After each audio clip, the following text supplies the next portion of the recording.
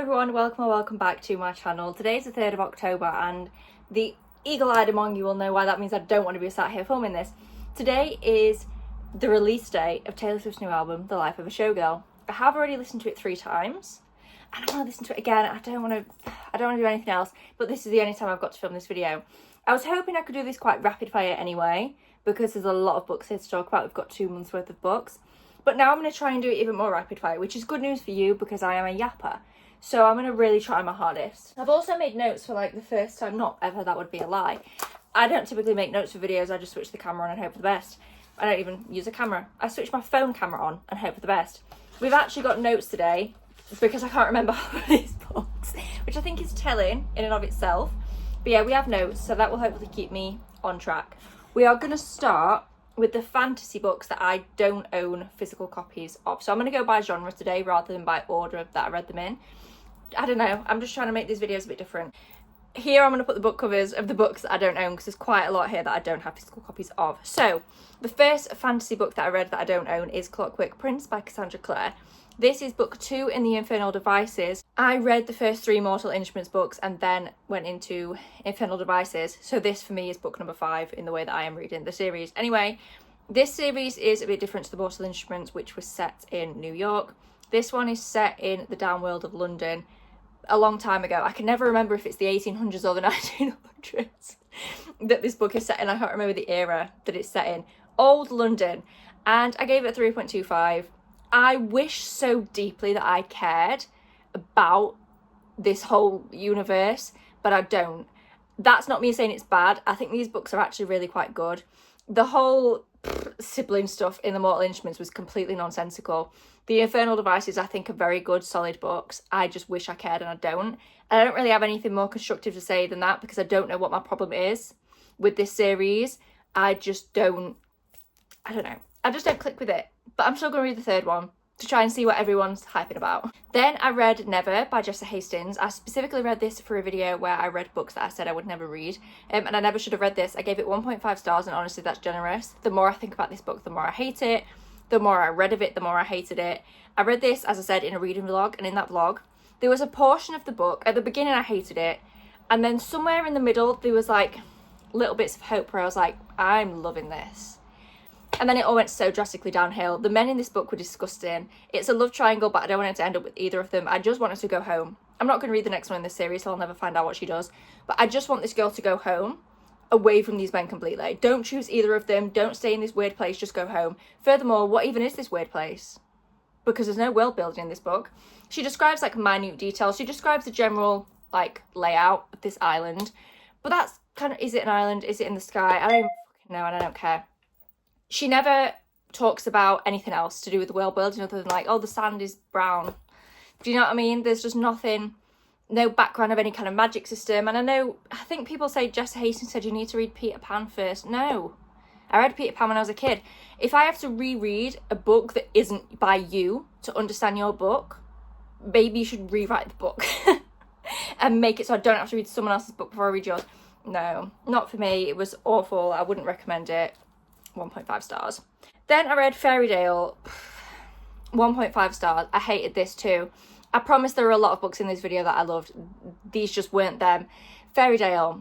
At the beginning I loved. I thought it was going to be a 5-star read. Right from page 1 I was like, yes, this is atmospheric. This is gothic. This is beautiful. And then we abandoned all of that. I've not told you what any of these books are about. Do I need to do that? Maybe if they sound interesting, just Google it. I'm not very good at explaining things anyway. This, anyway, Fairytale, is a gothic, I don't know really what it is. It's a gothic romance, but the romance I hated, and I think that's why I hated this book. If you want a really long gothic book that's a bit batshit, give it a go. It's on Kindle Unlimited anyway. Give this a go, because I think if you love the romance, you will adore this book. But the book becomes so centered around the romance, which usually I love. I never thought I would complain that a book had too much romance in it. I love romance books. But this book, for me, abandoned any intrigue. Not completely abandoned the gothic elements, but massively watered them down. Just to centre around a man that was a weirdo. I'm sorry, like, I didn't like him at all. Justice for Mr. Meow. What on God's green earth did we need to bring Mr. Meow into things for? No, not for me. 1.5 stars. Then I read 3 fantasy books, which are all part of a series, so I'm just going to talk about them all at once because I had the same opinion on all of them. Belladonna, Foxglove and Wisteria, all by Adeline Grace. This is a YA trilogy. Again, gothic, but I actually liked these ones. I gave them all 3.5 stars. I can see why people adore this. I think if you click with the characters, I can see why this would be a 5-star. I didn't personally, I didn't kind of love the characters. I didn't dislike them, but I didn't have any kind of connection with them, which I think prohibited me from rating this any higher. But it was beautifully written. It was gothic, but also funny and charming, and there was a murder mystery. It had a little bit of everything, a bit of romance, especially the 3rd book had more kind of romantic elements, and I just loved it. It was great. It was well written. Would 100% recommend if you want something gothic, but not too dark and gruesome, and something that's a bit easier than something like Fairytale.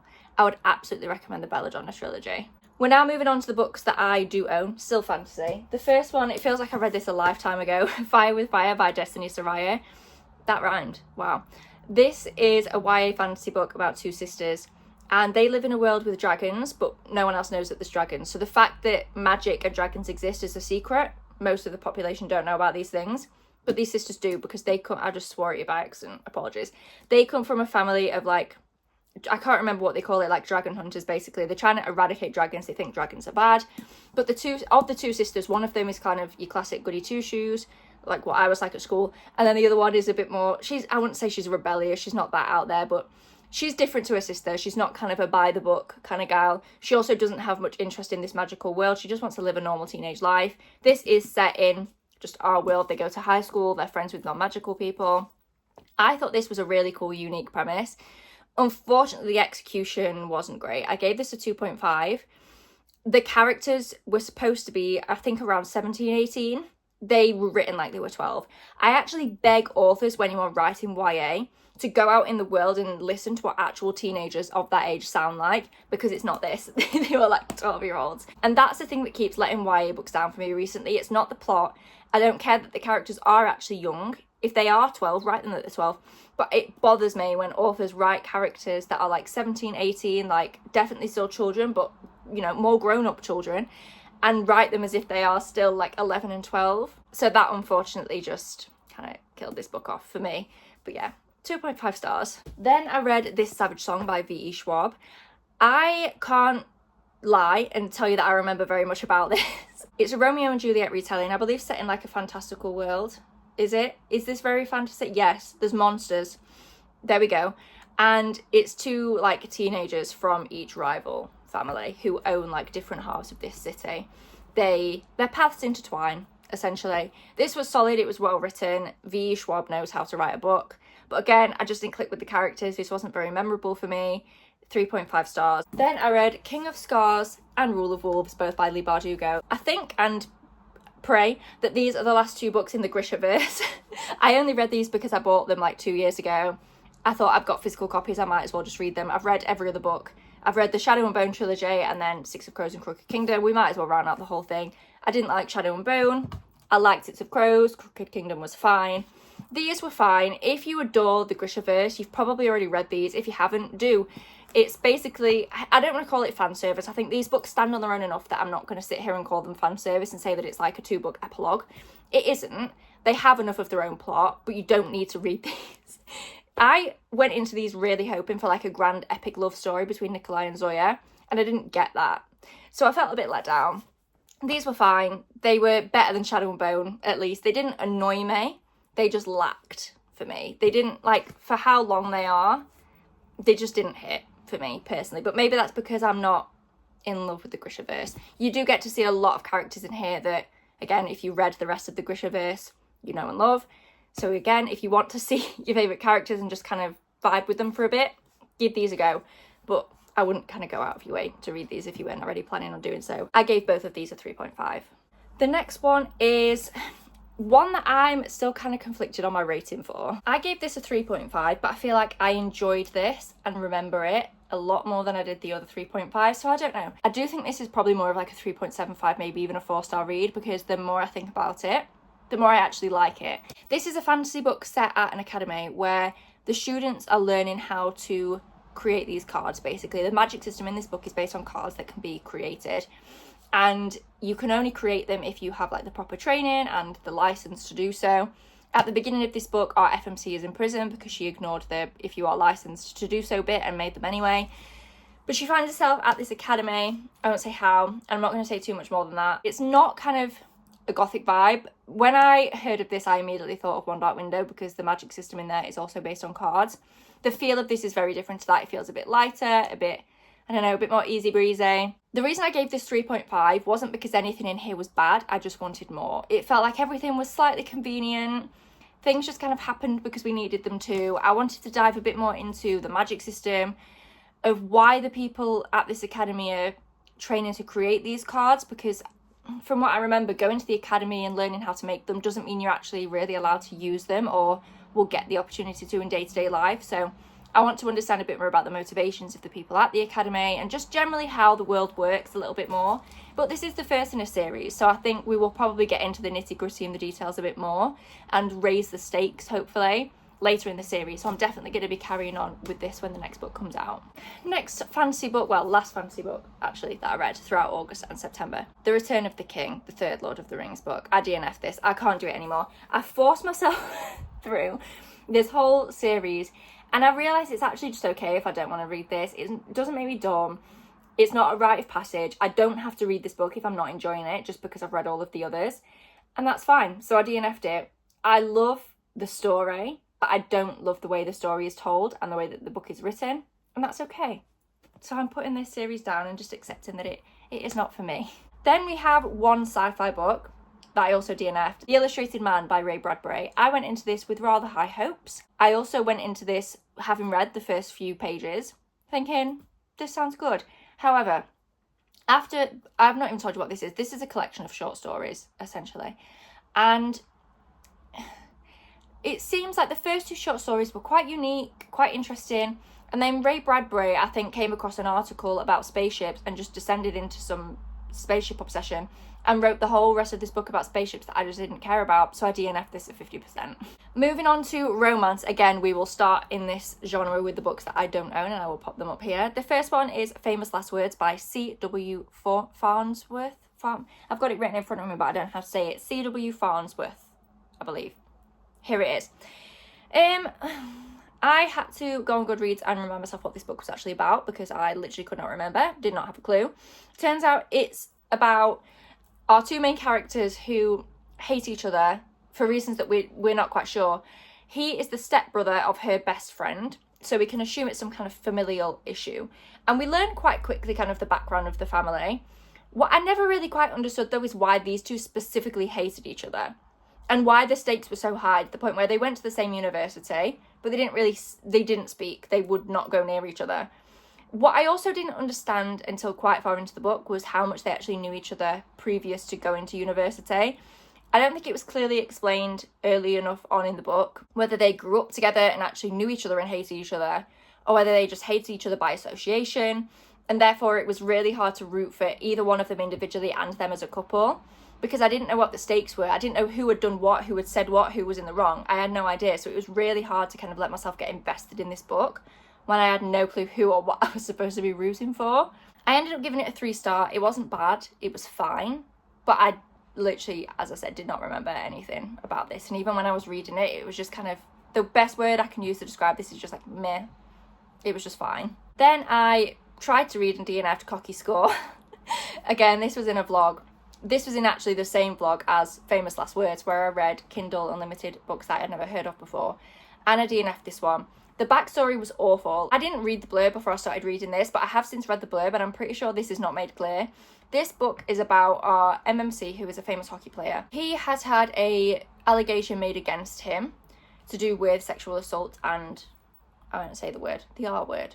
Just, I don't want to like trigger anyone. He's had an allegation of that nature made against him and he maintains that it's completely fake. We are told straight away at the beginning of the book that it's fake. That's not like the point of the book, isn't to explore whether or not it's fake. We're told straight away that it's a fake allegation. And there is evidence shown to us right at the beginning of the book to show that it couldn't possibly have happened. So it's not that this book is actually trying to unpack whether or not he did it. That would be very weird if we were supposed to be rooting for someone that had potentially done that.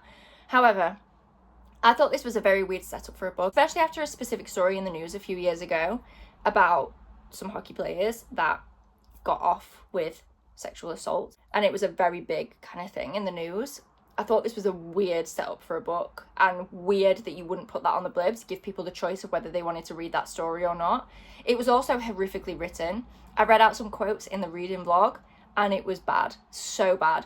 Bad premise, bad writing, annoying characters, so I just DNF'd it. I don't need to be wasting my time reading that kind of book, especially without prior warning of what the book was actually about. Then I read This Summer Will Be Different by Carly Fortune, and this summer wasn't different. It was exactly the same as the previous two books, in which, I mean, the characters were annoying, lacked morals, not so severely as in the previous books. They weren't quite as annoying.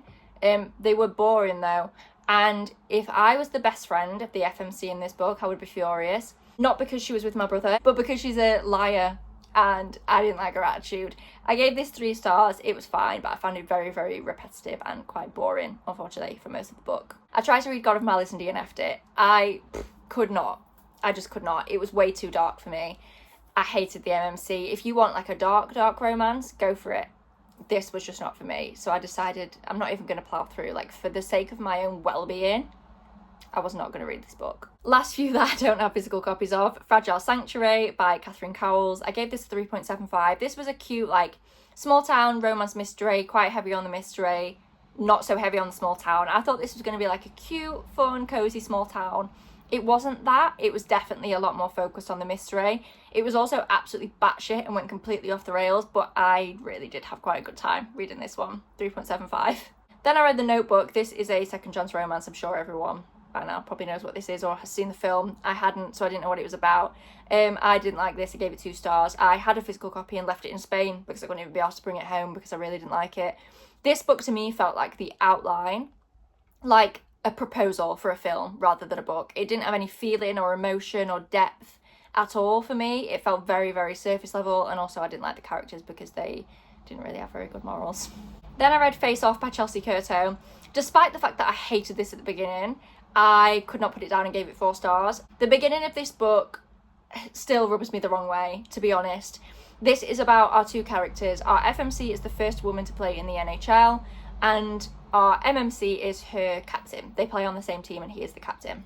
That's a bit of a weird dynamic for me anyway, to write a book about the first woman to play in the NHL and then her story is about falling in love with an NHL player. But anyway, we can look past that. What I really still to this day cannot look past is that at the beginning of this book, our MMC, whose name I have forgotten, Maverick, I'm sure that's his name, he was very, very flirty from the get-go towards our FMC. It was a case of mistaken identity. He didn't realise she was the new player on the team. But as soon as he realised, in my mind, that that's who she was, he should have stopped flirting, switched it off and been professional, being her captain.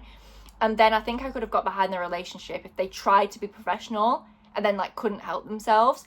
But that wasn't the case. Right from the get-go, he was very flirty. Again, the fact that she's the first woman to play in the NHL and this is how you're treating her, I just thought that was a bit weird. Like, have some professional boundaries. I also didn't like the fact that because they work together and he's the captain, so there's a bit of a weird power dynamic. I didn't feel that too much. He didn't kind of lord that over her, from what I can remember. But what I really didn't love is the fact that she couldn't get away from him because they work together. They're on the same team and he's the captain. And because she's the first woman in the NHL, there's definitely questions about whether she felt able to actually challenge that behaviour or whether she thought she just had to deal with it. All that to say, the MMC in this book actually isn't a pig. I understand that makes him sound like it. His character is very different later in the book. I still just can't quite get past how he acted at the beginning. I don't know. I just wish that didn't happen. I wish he was really professional and kind of against their better judgment. They fell for each other anyway. But that unfortunately wasn't what this story was. But I literally could not put it down. So I gave it 4 stars and I am going to carry on with the series and hope that the stories in those ones are just a bit, I don't know, a bit less controversial at the beginning. Then I read another hockey romance, Gloves Off by Stephanie Archer. This is the 4th book in the series that I can't remember the name of. No, it's not coming to me. I've read so many hockey romance series at this point, I don't know what all the series are called. But this is the 4th book. And it's between Georgia and Alexei, who hate each other, yet end up married. So it's a fake marriage, like a marriage of convenience story. I liked this. I gave it 3.75. I love Georgia. I really love Georgia. I think Alexei, unfortunately, crossed the line between being grumpy and being mean. I think he was mean and I think he was cruel. I also read this one in a reading vlog, and I mentioned there that he seems to maintain throughout the book that it wasn't his fault that he treated Georgia like shit at the beginning because he thought she was like spoiled and loved shopping. My argument is, even if she was spoiled and even if she did love shopping, why did that give you the right to treat her like shit? Because that's what he seems to focus on. Like, Georgia definitely made a couple of comments before the start of the book that could have rubbed in the wrong way, but that's not really what he seems to focus on too much. Like, he brings it up a few times, like in his inner monologues, but what he really seems to hold on to is the fact that she wears fancy shoes and nice clothes and she likes to go shopping and she spends too much money, and therefore he can treat her like shit. And I hated that. I did not love that about him. He was just mean, and his character definitely turned around. He was like a lover boy by the end. But again, just how he was at the beginning, I just could not quite let that go. And I wasn't quite convinced by his character arc in this book. One more that I don't have a physical copy of, Holding the Reins by Paisley Hope. Was there any emotional development in this book? Not particularly. Was there quite a lot of spice? Yes. Would that usually mean I don't like a book? Yes. I'm not against spice by any means, but I don't like when it replaces emotional development. However, I really quite enjoyed this. I gave it 3.5, but it's like a high, happy 3.5, not an I'm disappointed by this 3.5. I really enjoyed this book. I just had such a great time. It's a small town romance about our two characters who have known each other since childhood. They've always kind of had a back and forth relationship. He is also both of her brother's best friend. They've known each other a very long time. She moved away, actually he did as well. They both moved away and kind of did the whole city thing. He was an NHL player. They both moved back to the small town. She's in dire need of a job. He owns the local ice rink. He employs her at said local ice rink. There's not much kind of emotional development, to be honest. We don't particularly see them fall in love very much, in my opinion, on the page. A lot of it hinged on the fact that they already knew each other as kids. But I don't know what it was about this that just worked for me, meant I had a good time despite all of those things that I am about to criticise other romance books for. Next one, The Chase by Elle Kennedy. Justice for Summer. I gave this 3 stars. I don't think he likes her as a person or romantically, even as a friend. Justice for Summer. I loved her. She deserved better. I don't think this is a bad man. I just don't think it's her man. I don't think he loves her like she deserves to be loved, so I gave it 3 stars. Problematic Summer Romance by Ali Hazelwood. I gave this a 4. It might honestly be higher. Like a 4.25, I think I would give this. I really like this. This, again, is a brother's best friend. This also has an age gap. Is there about 17? I might have made that up. There's quite a few years between them, to the point where it is kind of all they talk about. I really loved this. However, I had a similar problem to this that I did with whatever book I just spoke about, Gloves Off, in that I thought Connor in this was too mean.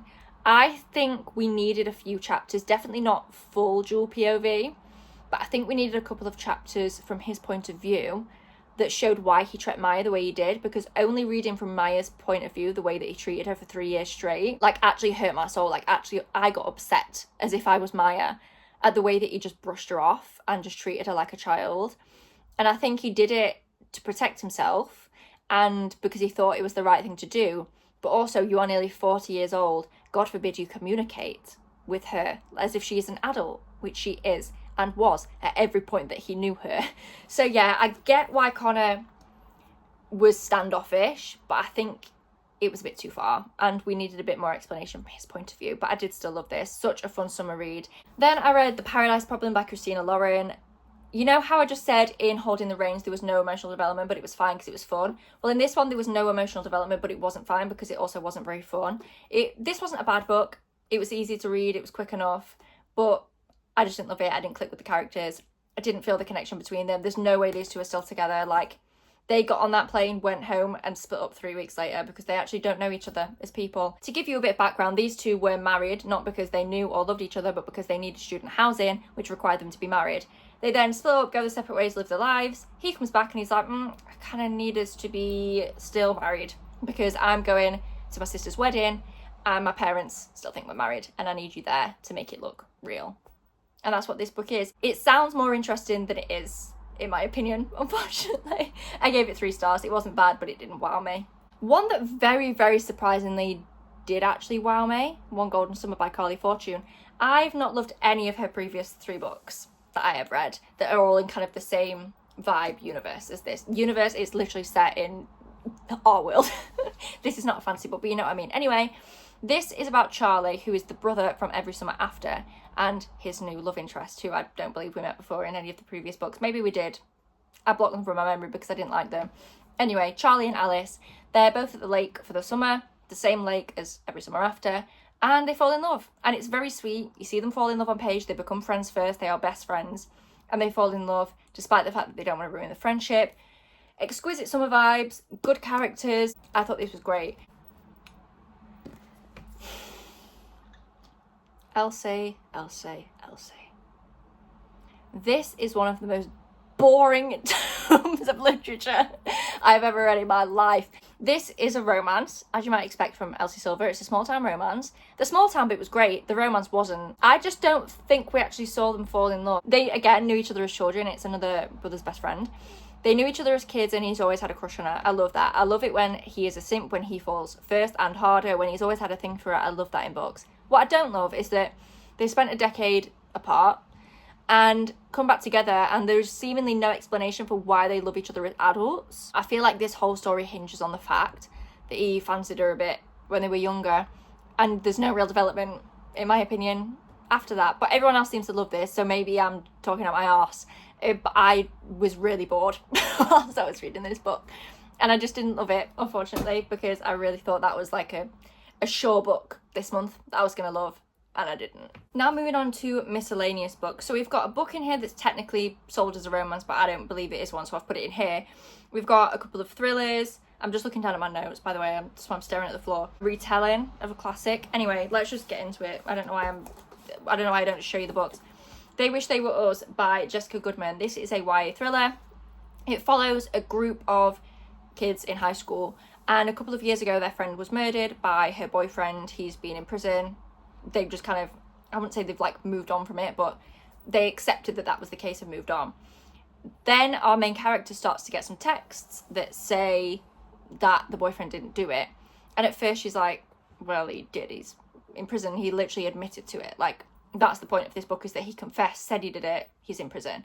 So this basically follows her and some of the friends trying to unpack what actually went down and whether or not the boyfriend actually did kill their friend. There's a lot of also drama along the way. The characters are quite insufferable and annoying, to be honest. What is it that they're known as? I can't actually remember. What's it called? They're known as like the somethings at school. The players or something. I think so. They're like the elite group basically at school. Like the popular group that's like untouchable. So they are quite annoying. But this was quite intriguing. It definitely kept me on my toes. I actually didn't guess the plot twist. I didn't guess who had done this. However, I have also forgotten who did it since finishing this. So I'd say this is like a 3-star, because whilst I was reading it, I was very interested, but I don't remember really very much about it, and I literally don't remember the biggest plot twist, which I think is probably quite telling. But it wasn't bad. It was fine. Then I read The Penelope-Ad by Margaret Atwood. This was surprisingly quick and easy to read. This is, I don't know whether to call it a retelling. It's basically the Odyssey, but from Penelope's point of view, except it kind of isn't. This just felt like an epilogue to me of the Odyssey rather than its own standalone retelling, which is a shame because I was really, really looking forward to this. As I said, it was very quick and easy to read. I didn't expect it to be so digestible for being a retelling of a classic that is not very quick, easy, or digestible. But yeah, this didn't stand on its own for me, unfortunately, as a novel, which was a shame. I gave it 3 stars. I definitely didn't hate it, but it just didn't, I don't know, it didn't wow me like I hoped it would. Then I tried to read And DNF'd Paper Towns by John Green, and I forgot I was even reading this. Sorry if the angles changed, my phone storage got full. As I was saying, John Green's book, other than The Fault in Our Stars, unfortunately to me, feel the same, with a slightly insufferable main character and a bit of a weak plot. I'm so sorry, I'm not saying he's a bad writer, but I think if you are like 13, you'll probably enjoy his books because you might be able to relate to the characters. I'm now 27, so I unfortunately think I'm past the point of these books being relatable to me. I don't mean that, I feel like that sounded harsh. I'm not like digging on 13-year-olds. Genuinely, I think if you are younger, you will enjoy these books, but there's just nothing kind of charming about them for me as an adult. And that's not saying YA never is charming to me. I love like Lynn Painter's book better than the movies, for example. I thought it was very funny and witty and charming, I did not feel this about this, so I DNF'd it. Then I read historical fiction. I really love historical fiction and I need to start reading more of it again. It used to be like one of my most read genres. I read this whilst I was on holiday and it is The Child on Platform 1 by Jill Thompson. Yes, I always say Thomas instead of Thompson when I'm talking about this book. This is about two women who both lived through World War II. One of them in London and she's quite wealthy. She's very privileged. The other one was a Jewish woman living in Czechoslovakia at the time of the war. So obviously their stories are quite different. Their stories also cross over, which was really interesting to see. I gave this a 3.75. I think this is a really valuable story that is different from a lot of the other fiction I have read, which is about people kind of in the concentration camps, and that definitely, obviously, comes up in this story. But I feel like this book was more than that, and I don't think historical fiction has to be more than that. I think the books following, you know, people in concentration camps are obviously very harrowing and important. This just kind of gave me new experiences of people in the war to read about that I hadn't really considered before. The woman that lives in London, I can't remember her name. Is it Patricia? Pamela. I knew it began with a P. She is a volunteer. She does quite a lot of work for like refugees and she helps the trains that were coming in with the children from Europe. She volunteers to help out making sure those children are placed with families and things like that. She used to like go to the platforms and kind of get them off the train and everything.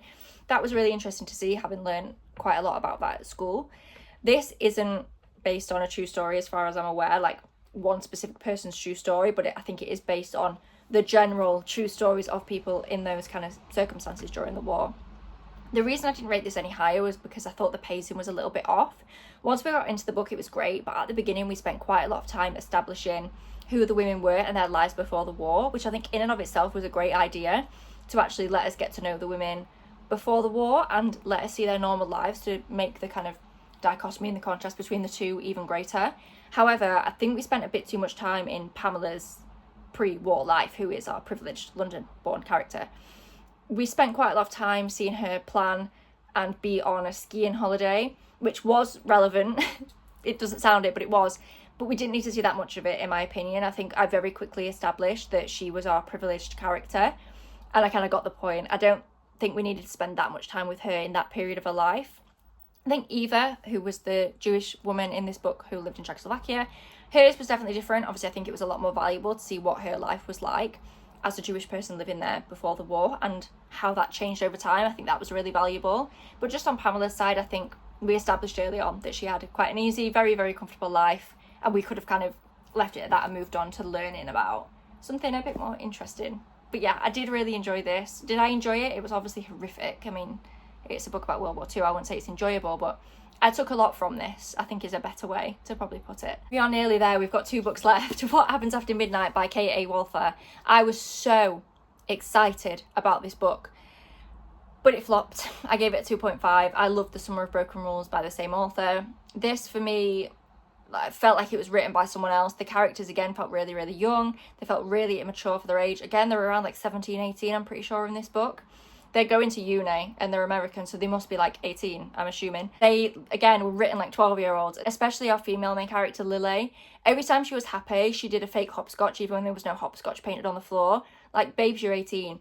I'm all for a bit of fun and whimsy, but I'm talking like it's the middle of the night and you're trying to be pulling a prank and be discreet and you're doing the hopscotch in the road.